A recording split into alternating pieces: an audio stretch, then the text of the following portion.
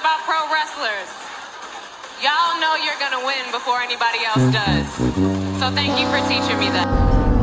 What's going on, everybody? This is Chris Classic dropping a second car blog. Yes. This morning, the first shift. Now you have a second shift blog. Yes, indeed. Nothing wrong with a 2-for-1 special.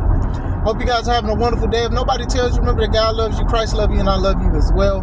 Make sure you subscribe to this channel, the Take It Home Podcast, where I talk about professional wrestling topics. I interview wrestlers, and I'll put up my matches as Classic Alpha, a professional wrestler of, since this month, 13 years. Big one, 13 years. So make sure you subscribe. I got a lot of content, wrestling, like, I know I say a lot of things about wrestling content. So one thing that the viewer or subscriber or followers cannot say is that I do not put the work in. Like, you can look at the matches, you can look at everything. It's nothing really edited out. Everything, just to show you just how much I care about this business. What I incorporate into this business is very important to me. So I do feel like always having my wrestling content up is very important, so you guys can see and enjoy and even critique at times. Make sure you subscribe to C3 Ultimate Wrestling. That is me and my wife's professional wrestling company. And even though we basically lost control temporarily, we're definitely trying to fight back for it. On top of not only me just wrestling for 13 years, this could be my last year wrestling for C3 Ultimate Wrestling, because I'm going against Sam Knight in a loser league C3 match. And that will happen May 3rd.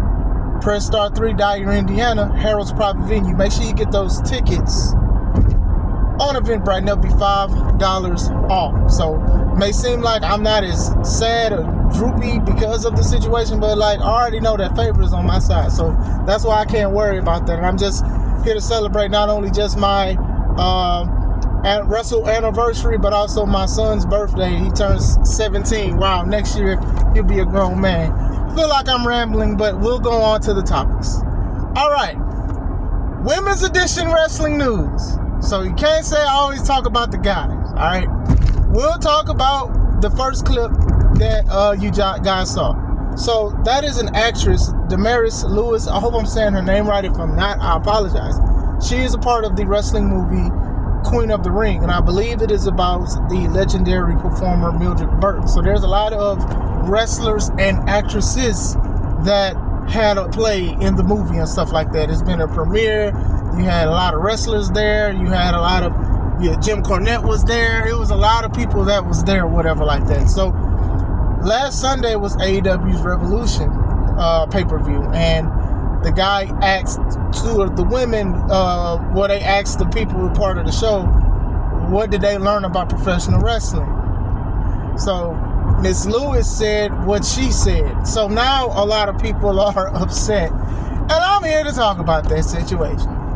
Listen, I see it as tiers in this wrestling business, and when what I'm about to say, I say it respectfully, right? So as a wrestler and as a promoter, there are certain things that we are not supposed to let everybody know, and I refuse to let a lot of people know about certain things. You get what I'm saying?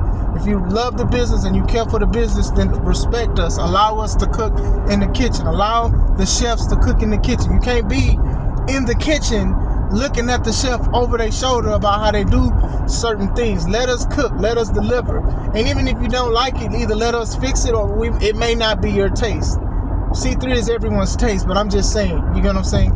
So that's tier 1. Tier 2 would be the fans and stuff like that. You know, they talk about the business, and some people don't care about behind the curtains, and some do. That's why rumors go rampant. That's why dirt sheets are very popular. That's why a lot of people try to be friends with these wrestlers and friends of wrestlers so they can go to the back so they can be treated like one. And then there are people who do not know anything about it. Tier 3. Actresses or people that may not even care about wrestling. They're just doing their job or whatever like that. And sometimes they say things, and I don't think they mean any ill intention, but I do think that a lot of people between tier 1 and 2, they're going to not like that. So let's break that part down. I don't think what she said, she meant any harm by it, right? I don't think that. I think that it has been mixed reactions. Some people, they understand what she's saying. Some people are like, you guys are making a big deal out of nothing. And then others are like, why did they allow her to say this on live television? Well, live pay-per-view. Why would you say it? Now, I don't think she needed to say it at all. And I do think, obviously, they didn't ask them what they were going to say or didn't prep it. And she just said how she felt. Maybe she was an avid fan of wrestling and then she found something out. I mean, this is definitely possible just because you're an adult. Because sometimes people don't pay attention to dirt sheets. They don't look at behind-the-scenes stuff. They don't look at a lot of that stuff. Sometimes people want to enjoy it. I have a benefit of the doubt of that, but still. And she said what she said. It's unfortunate, some fans in tier 2, well, the tier 2 of it, they kind of are like that. They kind of act like her when it comes to that kind of thing. Because you don't care about stories, you don't care about none of that stuff. And you talk about, oh, well, I would do this and I would change this and that or whatever like that. So I don't think anything that she said she was trying to offend anybody in the wrestling community. I just don't think it was the right thing to say. Shout out to her and everything you continue to do. Shout out to the movie and stuff like that. But that's just one of those things. It's just like, you won't hear that in WWE. You won't hear that. You have to prep those kind of things, because even if people have an idea of how certain things work behind the curtains, that's not something that should be just openly said on the pay-per-view. Even for kids love this stuff as much as the adults, if not even more. So even then, that could low-key potentially make somebody not even want to come back to an AEW show, let alone watch wrestling. Because there are a lot of people who try to say, oh, well, that wrestling, when I found out it was that F word that I don't say, oh, that's when I stopped watching it and stuff like that. So this could be a potential thing. Definitely was something that should have been bleeded out. Even then, it could have been bleeded out. You know what I'm saying? Even though it was live. If y'all could try to bleed out curse words and suggestive things and certain signs, that's definitely something y'all should have did that on. And I know that AEW has a bad habit of not censoring at the right time, but that is definitely one of those moments where it should have happened. But like I said, I have no ill will towards the lady. I want people who are mad, especially that are in tier 2, who are mad at her because they're saying she's exposing the business and all of this stuff. I want you guys to know that that's how some people like me, not me in general, but people in tier 1 feel when you guys sometimes respectfully say certain terminologies and stuff that y'all don't know about, or when y'all just come up to us and just be so open about the situation. You get what I'm saying? So you got to be careful with those kind of things. If you're sitting here getting offended because she didn't know what to say, some people that is in tier 2 are the same way. They don't know what to say. They don't know what they're saying and stuff like that. Some do. Not all. Some do. Some don't. So that's what I wanted to speak about first. Second, Michelle Mccool. Michelle Mccool was a diva turned wrestler in basically the ruthless aggression era. They were calling women wrestlers divas. They weren't even calling them wrestlers. They were calling them divas. They had a crazy looking divas belt, but it was like a mix between, that was a transitional period of the women's championship belt and the divas belt. That divas belt was so ugly. Oh my God. But still. So, it's been a little rumblings about her, about two things. Now, we all know that she is the wife of The Undertaker, and I'm not here to diss The Undertaker. You guys know how I feel about The Undertaker as one of the greatest wrestlers of all time. Nothing like that. I'm not really even here to diss Michelle, but we are going to talk about some truth stuff and some factual things, right? So this year, it was determined that she will be in the WWE Hall of Fame. So as soon as that happened, some already knew, like, oh, well, she's in the Hall of Fame because who her husband is, instead of her actual talent. Now, when I look at how she started with the Diva Search and stuff like that, it was a lot of bra and panties matches. It was a lot of those matches. It was a lot of swimsuit competitions and stuff like that. It was a lot of 4-on-4 matches where women, you know, the matches would be like 2-3 minutes. It wouldn't even last that long. It's just something, you know, and unfortunate they called women's matches back then a pee break. She did improve. I was a fan. I'm still a fan of Michelle. I was a fan of Michelle Mccool back in the day or whatever like that. I had a little crush on her. Still, Undertaker. Still.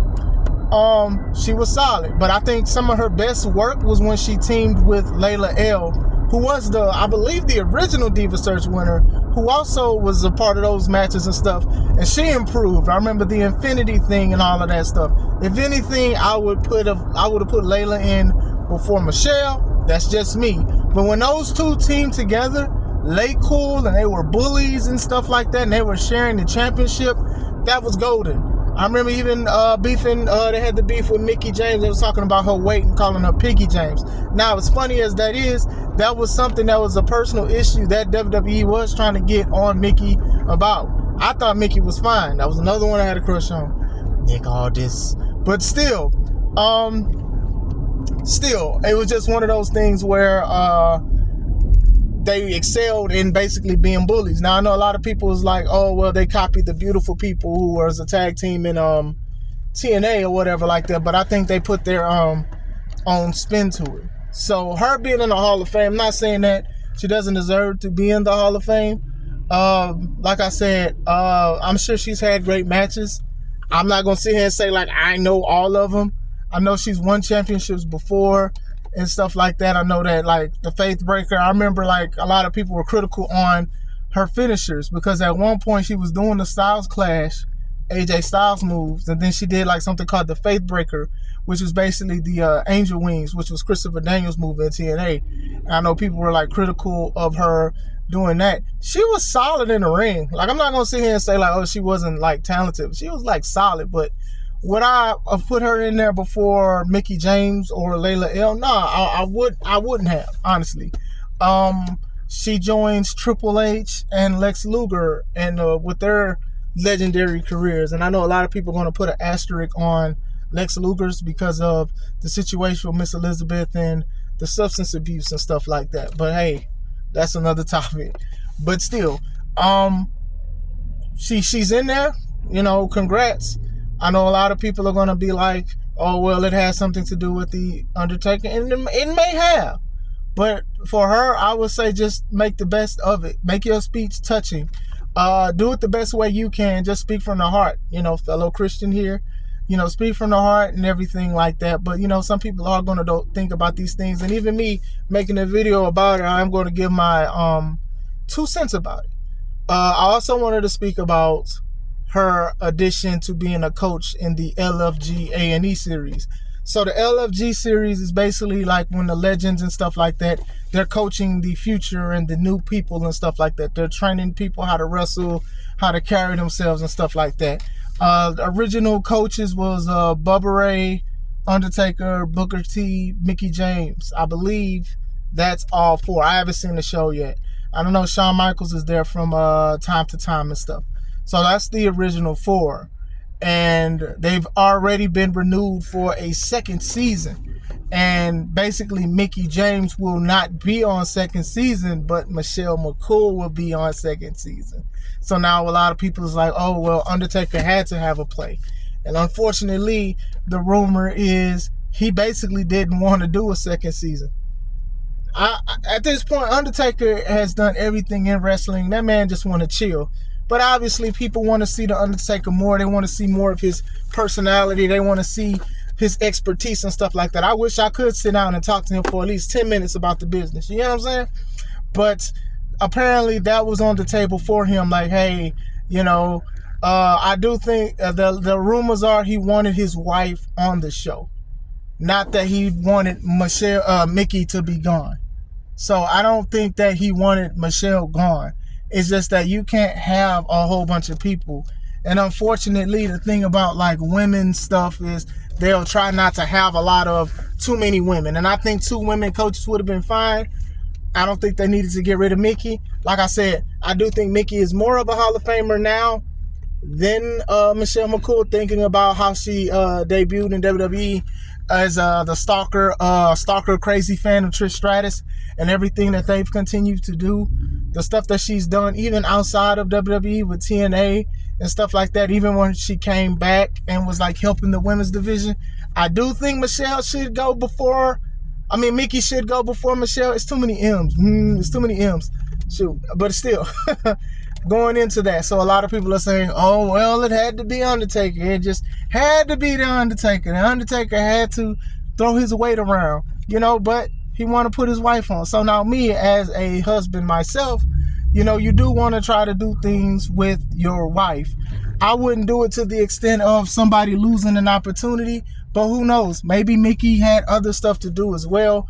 I don't think so. I'm not saying that she's not busy, because Mickey is also a recording artist. She does a whole bunch of other things. I don't know if she does things for the community as well. But still, it puts a bad taste in people's mouth, because WWE has done a thing where nepotism and favoritism that sometimes go over actual talent and what people can deliver. See, people thought, oh, well, when Vince left, a lot of stuff would change. And I'm sure it did, but a lot of stuff stayed the same when it comes to that. The Undertaker is one of the greatest wrestlers of all time.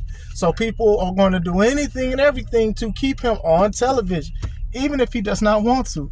I definitely see him just doing one season and not doing it.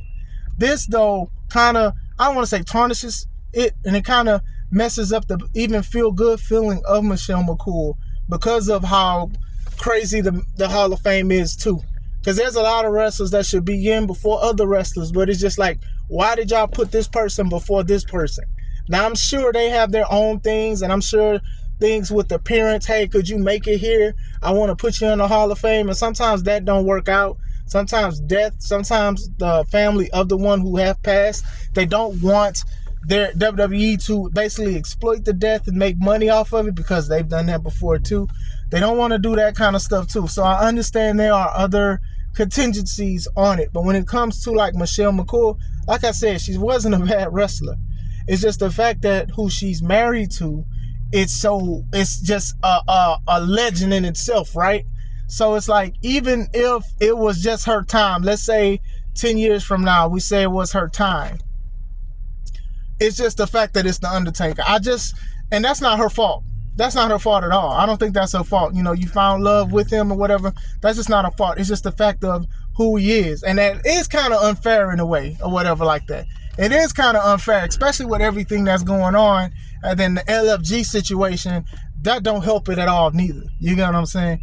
There's a lot of people in the Hall of Fame. You'll be like, why were they in there? Because I remember when Tori Wilson went in the Hall of Fame, and people was like, well, she wasn't a great wrestler. And honestly, she wasn't. It was just that she was a part of the bikini matches and all of that stuff, and that's what they just required of the women to do. And she'd win a lot of them. So they put her in the Hall of Fame for that. They put Stacy Keibler in there. They didn't do like stuff for like Trish Stratus and Lita, where for the most part they improved and stuff like that. They was just there and they could just do the bare minimum when it comes to wrestling. Michelle McCool was a better wrestler than Tori and Stacy. However, I do think that the times was different. Like, Michelle came in during the time of the divas going into the women's wrestlers things or whatever like that. And by the time she found her stride, she was out the business. But still, like I said, very talented. I wanted to speak about that. I wanted to bring it up too, because I didn't just want to say, okay, well, she got it. Like I said, Hall of Fame worthy. It's anybody's opinion. Let me know what you guys think. Do you guys agree? Do you guys disagree? Let me know. I hope you guys have a wonderful day. What do you think about Damaris Lewis comments? Were you offended? Did you laugh? Let me know. I hope you guys have a wonderful day. This is Chris Classic. Let's take it home.